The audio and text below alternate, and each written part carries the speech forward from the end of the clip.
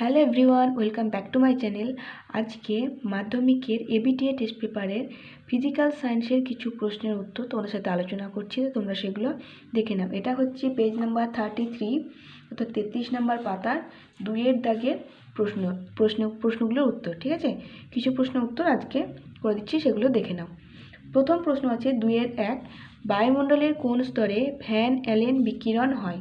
অর্থাৎ কোন বায়ুমণ্ডলে যে স্তরগুলো আছে তার মধ্যে কোন স্তরে ভ্যান অ্যালেন বিকিরণটা দেখা যায়, সেটা হচ্ছে ম্যাগনেটোস্ফিয়ারে।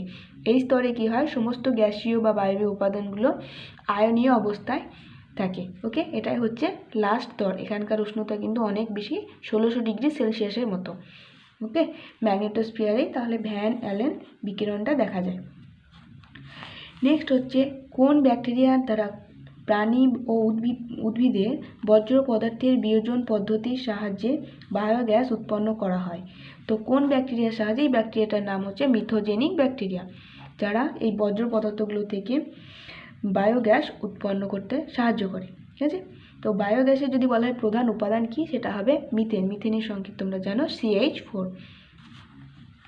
2-এর অথবা প্রশ্ন হচ্ছে তাপন মূল্যের এসআই পদ্ধতিতে একক কি? তাপন মূল্যের এসআই পদ্ধতিতে একক হচ্ছে কিলোজুল পার কেজি, কেজে পার কেজি। ঠিক আছে, কিলোজুল পার কেজি।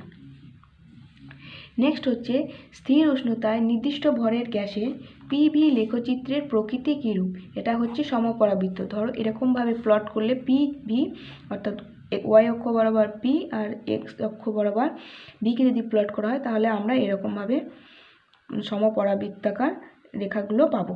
ঠিক আছে, এটা T1, এটা T2 ডিগ্রি, T1 থেকে T2 ডিগ্রিটা হচ্ছে বড়।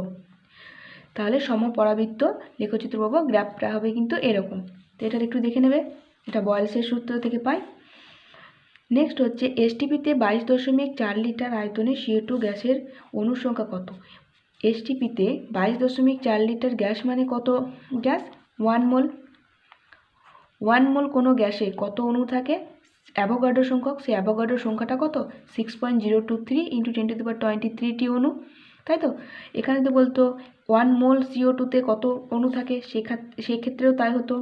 44 গ্রাম CO2তে কত অণু থাকে, সেক্ষেত্রেও কিন্তু এই অ্যান্সারটাই হতো।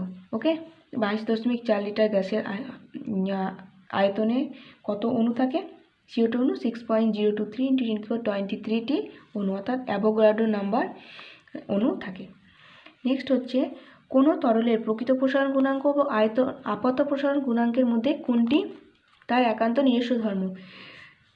এর মধ্যে উত্তর হবে প্রকৃত প্রসারণ গুণাঙ্ক, কারণ আপাত প্রসারণ গুণাঙ্কের মধ্যে তরলের প্রসারণের সঙ্গে পাত্রের প্রসারণটা অ্যাড থাকে, সেই জন্য নিজস্ব ধর্ম বলতে প্রকৃত প্রসারণ গুণাঙ্কটাই হবে। নেক্সট হচ্ছে লোহা ও পিতলের তৈরি দ্বিধাতব পাতকে বরফের মধ্যে রাখলে কোন ধাতুটি ভিতরের দিকে বেঁকে যাবে?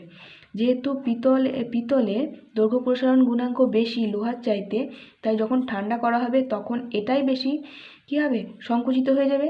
তখন যেটা সংকুচিত বেশি হবে সেটা ভিতরের দিকে যাবে, যেটা বড় থাকবে সেটা উপরের দিকে যাবে।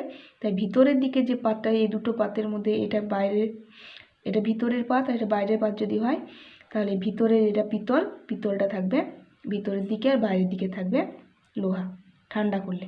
আর গরম করলে কিন্তু এর উল্টোটা দেখা যাবে। তো এই কয়েকটা 5 পর্যন্ত আজকে করলাম। দেখা হবে নেক্সট ক্লাসে। ততক্ষণে যদি তোমরা ভালো থেকো, সুস্থ থেকো। Thanks for watching.